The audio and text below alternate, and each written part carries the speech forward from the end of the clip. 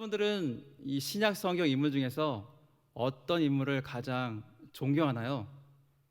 어떤 사람을 따르고 싶은가요? 어떤 사람이 신앙의 모델인가요? 예수님 빼고서요. 자, 한번 잘 생각해 보시 바랍니다. 제가 나눔을 통해서 누구를 존경합니까? 물어봤는데 가장 많은 분들이 사도 바울을 뽑았습니다. 사도 바울 어떤 사람입니까? 예수님을 핍박하다가 담에서 도당에서 예수를 만나고 극적으로 했지만 인물 아닙니까? 그리고 그 이후의 삶이 온전히 주님께 드리고 또 하나님께 헌신하고 열정적으로 선교한 믿음의 이방인의 사도였습니다. 자, 그래서 많은 분들이요, 이 사도 바울처럼 하나님만 의지하고 하나님께만 영광 돌리고 싶어 하시는 분들이 많이 계시더라고요. 근데 제가 보기에는 이 사도 바울은요, 저한테 그렇게 마음에 다가오지는 않습니다. 철두철미해 보이고 너무 그 길이 강하다 보니까 과연 내가 따라갈 수 있을까, 이런 생각이 들더라고요. 자, 첫 번째는 사도 바울이었습니다. 그렇다면 두 번째로 많이 뽑는 인물은 누굴까요? 믿음의 사람 누굴까요? 그 사람은 바로 베드로입니다. 아마 여러분들도 많이 생각하고 있을 겁니다. 이 베드로는 예수님의 수제자이죠.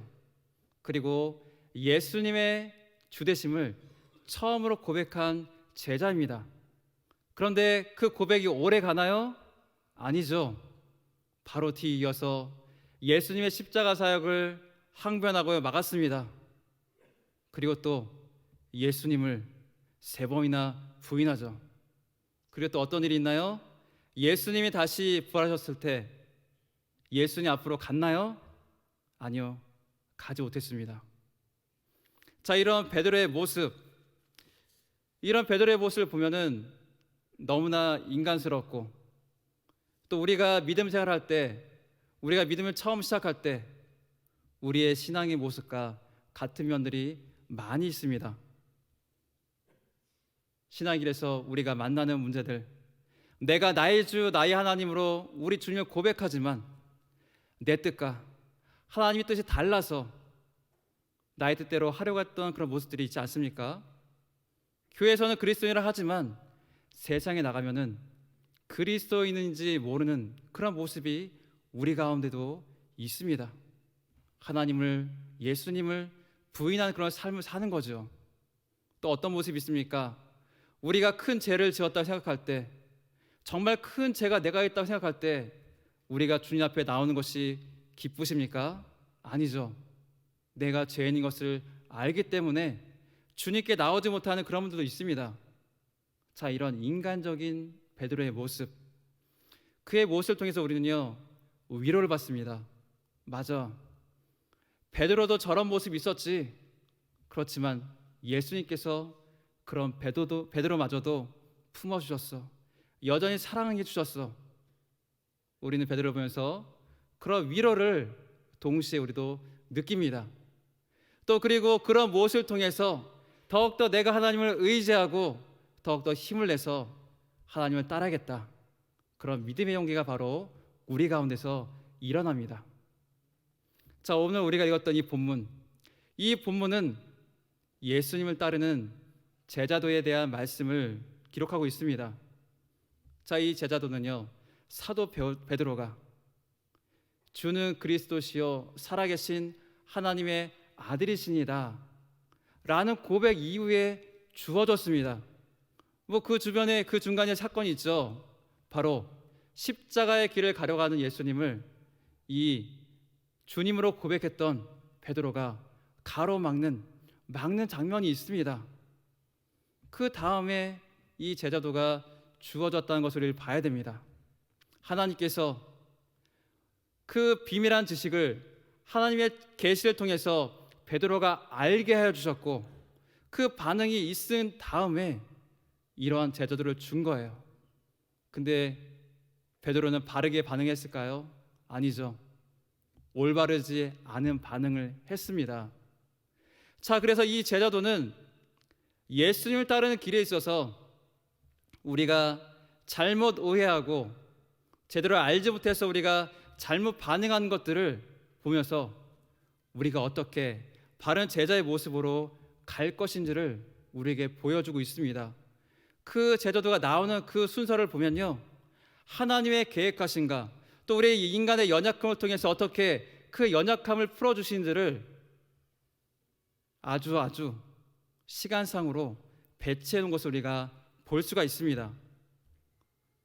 그렇다면 어떤 사람이 예수님을 따라가는, 주님을 따르는 제자가 될 수 있을까요? 저 오늘 설교 제목이 나의 십자가인데, 어떻게 하면 나의 십자가를 지고 그 예수님을 따라갈 수 있을까요? 어느 한순간이 아니라 우리가 열정적으로 주님의 은혜를 체험하는 그 순간에, 어느 집회 가운데 그 받은 은혜 때문에 내가 주님을 따르겠습니다 라고 고백하는 감정의 동화가 아니라, 그때뿐만 아니라 내일도 모레도 좋은 일이 있든 나쁜 일이 있든 언제든지 우리가 주님을 따라갈 수 있는 그 힘은 어디 있을까요? 자, 우리는 그 방법을 우리가 읽었던 24절에서 찾아볼 수 있습니다. 24절에 이에 예수께서 제자들에게 이르시되 누구든지 나를 따라오려거든 자기를 부인하고 자기 십자가를 지고 나를 따를 것이니라. 아멘. 자, 이 말씀에 보면요, 우리가 예수님을 따라가기 위한 세 가지 조건이 나와 있습니다. 부정적인 조건이 한 가지 있고요, 긍정적인 조건이 하나 있고, 마지막으로 우리가 실천해야 될 조건이 있습니다. 이렇게 세 가지가 있는데요, 그 중에 첫 번째가 바로 부정적인 조건인데요, 자기를 부인하는 겁니다. 자기를 부인하는 사람만이 예수님을 따를 수 있다는 거죠. 사람은 자기를 부인하는 것이 너무나도 어렵습니다. 자기를 자랑하고 자기를 주장하고 자기를 사랑합니다. 우리에게는 이런 감정들이 굉장히 많이 있습니다. 나는 알지 못할지라도 다른 사람들 보면은 그런 모습들이 너무나도 잘 보입니다. 바로 우리가 가지고 있는 우리의 본성이, 또 그리고 제 본성이 이런 마음을 일어나게 하기 때문이죠. 할 수만 있으면은 우리는 자랑하려고 합니다. 작은 것이 하나라도 있으면 우리는 자랑하고 싶은 그런 마음이 있습니다. 그리고 나의 생각과 나의 계획과 나의 뜻을 관철시키고 싶은 그런 마음도 있습니다. 그래서 나의 뜻이 받아들이지 않는다면은 다른 사람들을 미워할 수도 있고요, 다른 의견을 오히려 회박을 놓는 경우도 있습니다. 다 나를 사랑하기 때문입니다. 자, 이런 상태에서 벗어나는 것들을 또한 우리는 극도로 꺼려합니다. 그런 기회가 온다고 생각하면요, 그 기회를 받으려고 하지 않아요. 이것이 바로 우리 인간들의 모습입니다. 베드로도 마찬가지입니다. 하나님께서 이 베드로를 통해서 예수의 정체를 드러내셨습니다. 베드로의 눈을 열어, 영의 눈을 열어 바로 주님이 되신 예수님을 보게 하신 거예요. 하나님의 계시가 있지 않고서는 도저히 있을 수 없는 일이 바로 베드로를 통해서 이루어졌습니다. 베드로는 정말로 놀라운 일을 경험한 거죠. 그런데 여러분, 예수님께서 자신의 고난에 대해서, 부활에 대해서 말씀하셨을 때 이 베드로는요, 그것을 거부했습니다. 계속해서 오해하고 받아들이지 않고 오히려 예수님을 훈계까지 합니다. 왜 그랬을까요? 왜 이 베드로는 그렇게 했을까요? 그것은 바로 자기의 자랑을 버릴 수 없었기 때문이에요. 자기의 자랑을 그칠 수 없었기 때문입니다. 그래서 자기의 주장을 굽힐 수 없었고, 심지어 예수님마저도 훈계하기에 이르렀던 겁니다. 메시아이신 예수님은 이 땅에서 왕이 되셔야 합니다. 그래야지 내가 잘 되거든요. 이 땅의 왕이 되셔야지 하나님의 나라에서 한 자리 차지하지 않습니까?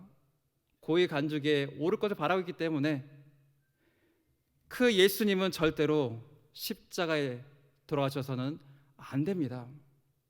이렇게 자기의 욕망, 높아지려고 하는 그런 자기의 욕망, 자기의 사랑이 있었기 때문에, 그것을 포기하지 않았기 때문에 이렇게 예수님을 책망하고 있습니다. 자, 그 당시에 굉장히 이것은 이례적인 일입니다. 어떻게 제자가 스승을 책망할 수 있겠습니까? 예수님은 그들에게 랍비였죠. 근데 그냥 랍비였나요? 아니죠. 이 예수님은 그들에게 또한 주님이셨습니다. 베드로도 주님이라고 고백했습니다. 그런데 주인을 지금 책망하고 있었습니다. 훈계했습니다. 도저히 있을 수 없는 일이 바로 오늘 우리가 읽었던 본문 전에 일어났던 겁니다. 바로 나를 부인하지 못해서, 나의 자랑을 포기하지 못해서, 나의 욕망을 포기하지 못해서, 자기를 부인하지 못해서 바로 이런 일이 일어난 겁니다. 자, 이런 모습이 우리에겐 없을까요? 여러분에겐 없으신가요? 우리도 예수님을 나의 하나님, 나의 주님으로 고백합니다. 여기 계신 모든 분들은 다 그렇게 고백하실 겁니다. 그런데요, 우리의 신앙생활을 살펴보면요, 뒤돌아보면요, 우리가 그 예수님을, 그 주님을 훈계한 적이 있습니다. 나를 너무나 사랑하기 때문에, 내가 가진 것이 사라졌을 때, 내가 초라해졌을 때, 다른 누군가의 나를 나타내기에 너무나 초라하고 자존감이 무너졌을 때, 우리는 하나님께 항변하기 시작합니다. 나의 계획이 무너졌을 때 하나님께 항변합니다. 왜 그런 일을 나에게 하셨습니까? 내가 아니라 저분에게, 저 사람에게 그런 일이 일어나야 되는데 왜 나에게 이런 일이 일어나게 하셨습니까? 우리도 항변할 때가 있었습니다. 얼마나 힘들면 이렇게 주님 앞에 나와서 기도할 때 항변할까요? 정말 그 마음은 헤아릴 수 없을 때, 다른 누군가는 헤아릴 수 없을 그 심정을 하나님께 항변할 겁니다. 그렇지만 우리는 그때에도 나의 생각이 아닌, 나의 주장이 아닌, 바로 하나님께서 나를 어떻게 생각하시는가, 하나님 나에 대해서 어떤 계획을 가지고 계신가, 우린 그것들을 생각해 보아야 됩니다. 그것은요, 나를 부인하기 시작할 때 하나님의 그 뜻이 바로 보이기 시작하는 거예요. 예수님을 나의 주, 나의 하나님으로 고백했다고 해도, 하나님의 자녀가 되었다고 해도 나 자신을, 자기를 부인하지 못한다면 하나님의 말씀을 따르지 못하고 하나님을 훈계하는 그런 안타까운 신앙인이 될 수밖에 없습니다. 자, 우리의 주님 되신 예수님은 자기를 철저하게 부인하셨습니다. 빌립보서 2장 8절에 보니까요, 사람의 모양으로 나타나사 자기를 낮추시고 죽기까지 복종하셨으니 곧 십자가에 죽으심이라. 자, 예수님은 하늘의 영광을 버리시고 이 땅에 내려오셔서 성육신 하셨습니다. 굉장히 낮아지신 거죠. 그런데 바로 그분께서 창조물인 인간들에게 고난을 당하셨습니다. 그리고 저주의 상징인 죽음에 이르게 되었습니다. 얼마나 낮추셨는지 철저하게 자신을 완전히 낮추셨습니다. 이런 일들을 우리 예수님은, 우리 주님은 모르셨을까요? 장차 자기에게 일어날 이 낮추심, 철저하게 자기 자신을 부인해야 할 수 있는, 걸어갈 수 있는 그 십자가의 길, 그 길을 모르셨을까요? 아닙니다. 아니에요. 우리 주님은 이 모든 것을 다 아셨습니다. 하지만 자기 자신을 낮추시고 철저하게 죽기까지 하나님께 복종했습니다. 왜 그러셨을까요? 하나님이신 분이 왜 철저하게 낮아지셨을까요? 바로 하나님의 영광을 위해서, 바로 죄로 말미암아 죽을 수밖에 없는 바로 우리를 살리기 위해서, 그걸 통해서 얼마나 하나님께서 우리를 사랑하시는지 그 사랑을 보여주시기 위해서 예수님은 철저하게 자신을 낮추셨습니다. 이것이 바로 우리에게 은혜가 됩니다. 자, 로마서 5장 8절은 이렇게 말합니다. 우리가 아직 죄인 되었을 때 그리스도께서 우리를 위하여 죽으심으로 하나님께서 우리에 대한 자기의 사랑을 확증하셨느니라. 이 사랑, 이 놀라운 사랑, 한량없는 하나님의 그 사랑을 우리에게 보여주시기 위해서, 우리를 그 사랑으로 구원해 주시기 위해서 예수님께서 먼저 자기 자신을 부인하셨습니다. 예수님께서 그 제자들에게 자기를 부인하라고 말씀하시는 것은 바로 먼저 자기 자신을 철저히 부인한 자기 자신을 따르라는 겁니다.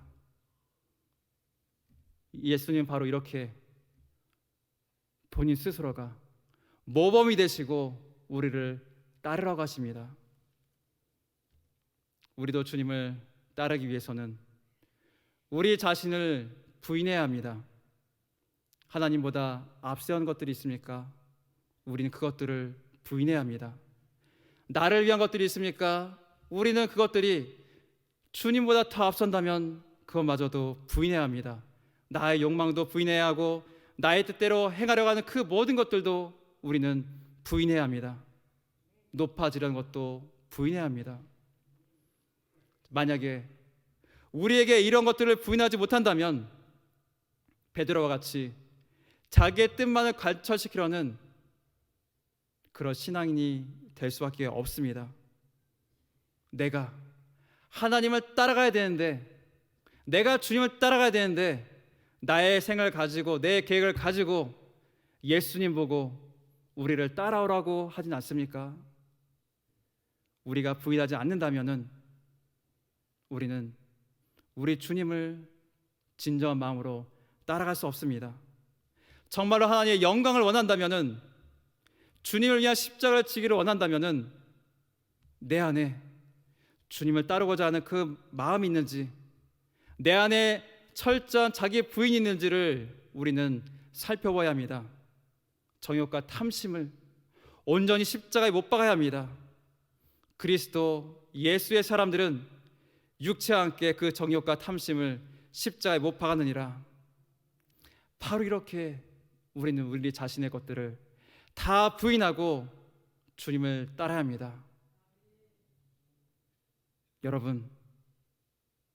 여러분은 주님을 어떻게 따르고 있습니까? 나를 부인하며 주님을 따르고 있습니까? 여기 있는 모든 분들은 나를 부인하고 주님을 따르는 주님의 제자가 되기를 간절히 바랍니다. 자, 두 번째로 주님의 제자가 되기 위해서는 자기의 십자가를 지고 가야 합니다. 자, 인간에게는 고통을 벗어나고 싶어하는 그런 본성이 또한 있습니다. 자기 십자가를 지기 위해서는 이 고난을 피하려고 하는 우리의 본성마저도 우리는 버려야 합니다. 십자가를 지고 가는 것은 고난이 따릅니다. 고난 없는 십자가는 없습니다. 로마서 8장 17절 이렇게 말합니다. 자녀이면 또한 상속자, 곧 하나님의 상속자요 그리스도와 함께한 상속자니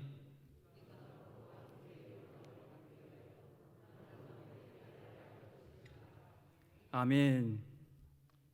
자, 우리가 상속자이기 때문에, 그리고 영광을 받기 위해서 고난도 함께 받아야 할 것을 이 로마서는 우리에게 증거해주고 있습니다. 그렇기 때문에 우리는 우리가 주님을 따라갈 때, 그리스도의 영광에 참여하고자 할 때 우리에게 찾아오는 고난을 이상하게 여기지 말아야 합니다.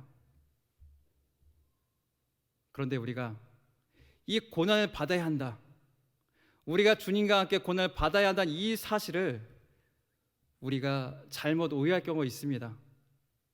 십자가에 대해서 잘못 인식하는 경우가 있죠. 예를 들면 이런 겁니다. 내가 받는 모든 고난이, 개인이 받는 모든 고난이, 또 교회가 받는 모든 고난이 곧 십자가라는 인식입니다. 우리는 고난을 받고 있죠. 주님을 위해서 받고 있습니다. 그런데 그 모든 고난이 다 하나님께서 원하시는 고난은 아니라는 겁니다. 우리가 받아야 할 고난을 분명하게 구분하고 있습니다. 베드로전서 4장 15절에 보면요, 너희 중에 누구든지 살인이나 도둑질이나 악행이나 남의 일을 간섭한 자로 고난을 받지 말려니와. 자, 여기에는 다른 의도로 다른 용도의 고난이 나와 있습니다. 악한 일로 고난을 받는 것은 절대 십자가의 고난이 아니라는 겁니다. 이런 고난이 십자가라 생각해서 참다면은, 죄를 짓고 고난을 참고 있다면 어떤 일이 일어나겠습니까? 아무런 상관이 없습니다. 우리는 고난을 받더라도 정말 주님이 기뻐하시는 고난, 우리의 상급이 되는 그런 고난들을 우리는 받아야 합니다. 하나님께서 원하지 않는 고난은 우리는 피해야 합니다. 우리는 고난 주간에 금식을 하면서 나를 불편하게 하고 주님의 고난에 참여하고 있습니다. 예수님이 당하셨던 그 고난에 조금이라도 동참하기 위해서 나를 불편하게 여기는 거죠. 이 시간만큼은 나를 부인하라고 합니다. 죄를 멀리하려고 하고요, 또 그 시간을 더욱더 하나님께 드리려고 합니다. 이런 나의 고난을 통해서, 나의 부인을 통해서 하나님의 은혜에 더 가까이 나가고 그 은혜 가운데 내가 서길 원하는 겁니다. 이런 고난은 더욱더 주님의 은혜를 깊이 체험할 수 있는 기회들을 우리에게 주고 있습니다. 우리 특세도 우리가 그런 은혜 가운데 있지 않습니까, 여러분? 우리 그 은혜를 받고 있습니다. 지금도요. 제가 중학교 시절에 교회 수련을 갔는데 철로 역정이라는 프로그램이 있었습니다. 친구와 함께 짝을 지어서 이 밤중에 계곡을 따라 올라가고 있었습니다. 근데 올라가다 보니까요, 거기에 있어서는 안 될 물건이 있었습니다. 바로 과자와 사탕이 있었습니다. 자, 제 친구는요, 그것을 보자마자 아무런 의심도 없이 먹었습니다. 저는 안 먹었습니다. 선생님들이 지켜보면서, 몰래 지켜보면서 채점하고서 나중에 선물을 줄 줄 알고 기대했는데 아무것도 없더라고요. 역시 아직 천국이 아니기 때문에 상급이 없습니다. 자, 여기 끝이 아니고요. 자, 이 천리역제의 마지막이 뭐냐면요, 바로 십자가를 지고서 걸어가는 거였어요. 한 20m 되는 공터에서 나무 통나무를 잘라서 만든 십자가를 지고 걸어가는 건데, 그게 너무나도 무거웠습니다. 혼자 짊어지기에는, 중학생의 몸으로 짊어지기에는 너무나 무거웠습니다. 그래서 선생님이 도움을 통해서 겨우 5m 정도 걸어갔는데요, 자, 이 나무 십자가를 지면서 느꼈습니다. 아, 우리 주님은, 우리 예수님은 얼마나 무거우셨을까, 얼마나 힘드셨을까. 나는 건강한데 우리 예수님은 피투성이 몸으로 그것을 지고 왔는데 얼마나 힘이 드셨을까. 이런 생각이 저에게 찾아왔습니다. 자, 이런 고난, 바로 예수님의 그 고난을 우리가 생각할 때, 그래, 예수님의 그 십자가를 내가 체험하게 된다면은 그분의 사랑과 은혜가 얼마나 큰지를 우리가 더욱더 깊이 알 수 있습니다. 그렇죠, 여러분. 우리가 이 가운데서도 조심해야 될 것이 있습니다. 우리가 지는 실적인 나무 십자가, 이런 것들이 바로 우리의 십자가라고 생각하면 안 됩니다. 예수님이 분명히 말씀하십니다. 예수님의 십자가가 아니고요, 바로 자기의 십자가를 지고서 따라오라고 말씀하고 있습니다. 예수님께서 십자가를 지심으로 말미암아 우리가 자유를 얻지 않았습니까? 로마서 6장 6절에 이렇게 말씀하고 있습니다. 우리가 알거니와 우리의 옛사람이 예수와 함께 십자가에 못 박힌 것은 죄의 몸이 죽어 다시는 우리가 죄에서 종노릇하지 아니하려 함이니, 더 이상 우리는 죄에 대해 종노릇하지 않습니다. 예수님이 짊어지던 그 십자가, 우리는 더 이상 짊어질 필요가 없습니다. 그런데 우리는 그 십자가를 여전히 우리도 지어야 된다고 생각하시는 분들이 있습니다. 아닙니다. 그 십자가는 이미 다 예수께서 다 지셨습니다. 우리가 그 고난에 동참하고 싶어 한다고 할지라도 예수님의 대속적인 그 고난에 우리는 참여할 수 없습니다. 우리 이 사실을 분명히 알아야 됩니다. 우리가 지고 하는 십자가는, 우리가 받아야 할 그 고난은 바로 우리에게 주신 자기의 십자가를 지고 가는 그 고난을 말합니다. 우리는 이것을 놓쳐서는 안 됩니다. 예수님이 주신 그 고난을, 고통을 나눠 갖는 게 절대 아닙니다. 나의 십자가를 지고서 내가 그 십자가를 지고 갈 때 나에게 찾아 그 고난을 통해서 우리 주님과 함께 그 길을 걸어가고 우리 주님의 고난에 동참하게 되는 겁니다. 우리는 고난 중을 통해서 나를 죽이고 나를 부인하고 나를 불편하게 하는 고난을 통해서 고난에 참여하기를 원합니다. 우리는 그 은혜 감사하죠. 그런데 우리가 우리에게 주신, 고난 중에 주신 그 은혜만 우리가 머물러 있어서는 또 안 됩니다. 우리는 받은 그 은혜를 가지고 우리에게 주신 그 십자가를 지고 가는 그 원동력으로 우리는 삼아야 합니다. 자기 십자가를 지는 것은 쉬운 일이 아닙니다. 이것은 또 우리에게 사명으로 다가옵니다.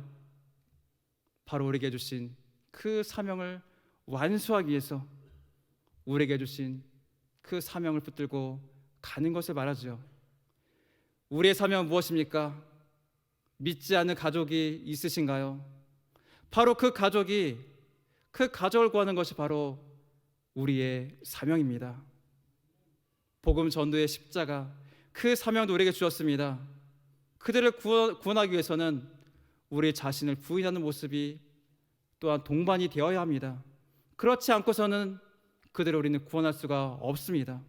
목자의 사명, 교사의 사명, 성가대의 사명, 봉사의 사명, 헌신의 사명, 섬기의 사명, 빛과 소명의 사명, 이 모든 사명들이 우리가 우리 자신을 부인하지 않고 우리의 십자가를 지고 가지 않는다면 우리는 결코 이룰 수가 없습니다. 자기의 십자가, 나의 십자가를 지고서 주님께서 주신 그 사명을 완수하시기 바랍니다. 우리가 고난절을 통해서 받은 그 은혜를 가지고 주님이 나에게 주신 그 사명을 이루기 위해서, 그 십자가를 이루기 위해서 나가시는 여러분 되시기를 간절히 바랍니다. 자, 마지막 세 번째는요, 나를 따르라입니다. 자, 예수님의 말씀을 듣고서 실제적으로 따르라는 거죠. 하나님께서 우리에게 말씀하신 모든 것들이요, 다 우리에게는요 사명입니다. 예수님께서 우리에게 주신 새 계명이 있습니다. 우리 다 같이 볼까요? 요한복음 13장 34절입니다. 새 계명을 너희에게 주노니 서로 사랑하라. 내가 너희를 사랑한 것 같이 너희도 서로 사랑하라. 아멘. 한번 옆에 있는 분들과 인사해 보실까요? 주님이 저를 사랑한 것 같이 당신을 사랑하겠습니다.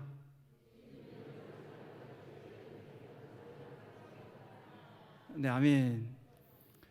자, 혹시 그 옆에 여러분이 사랑하고 싶지 않은 분이 계시지 않나요? 혹시 미워하던 마음이 있던 분이 있지 않나요? 자, 그럼 그분이 바로요, 그 옆에 있는 그분이 여러분의 십자가이고 여러분의 사명입니다. 그분을 사랑하는 것이요, 우리에게 서로 사랑하라는 새 계명을 우리에게 주셨습니다. 우리가 말로만 사랑하겠습니다 하는 것이 아니라 정말 당신이 나의 마음에 들지 않지만 주님의 그 사랑으로 사랑하겠습니다. 내가 그 마음을 가지고 나가는 거죠. 우리 하나님 아버지도요, 예수님 보내셨을 때 예수님은요 그 하나님 말씀을 온전히 순종했습니다. 우리 히브리서 5장 8절을 보겠습니다. 그가 아들이시면서도 받으신 고난으로 순종함을 배워서. 이 말씀에는요, 예수님께서 하나님의 아들이신데도 불구하고 순종했다 말하고 있습니다. 근데 좀 D가 이상하지 않습니까? 고난으로 순종함을 배워서. 자, 예수님 어떤 분이시죠? 하나님이시죠. 삼위 하나님이시죠. 전지전능하신 하나님이시죠. 근데 여기 보니까 순종함을 배웠대요. 무슨 말인가요? 이전에는 몰랐다는 말이죠. 그럼 맞지 않잖아요. 우리가 아는 예수님은 하나님이신데, 전지전능하신데 왜 여기서는 이렇게 말할까요? 배워서. 이 배워서란 말은요, 우리가 알고 있는 배우다는 것이 맞습니다. 근데 여기서는요, 특별한 용법으로 사용됐습니다. 바로 수용하다, 긍정하다, 받아들이다. 하나님께서 말씀하셨을 때 이 예수님은요, 그 말씀을 순종하기까지, 고난받기까지 자기가 되도록요 수용했다는 거예요.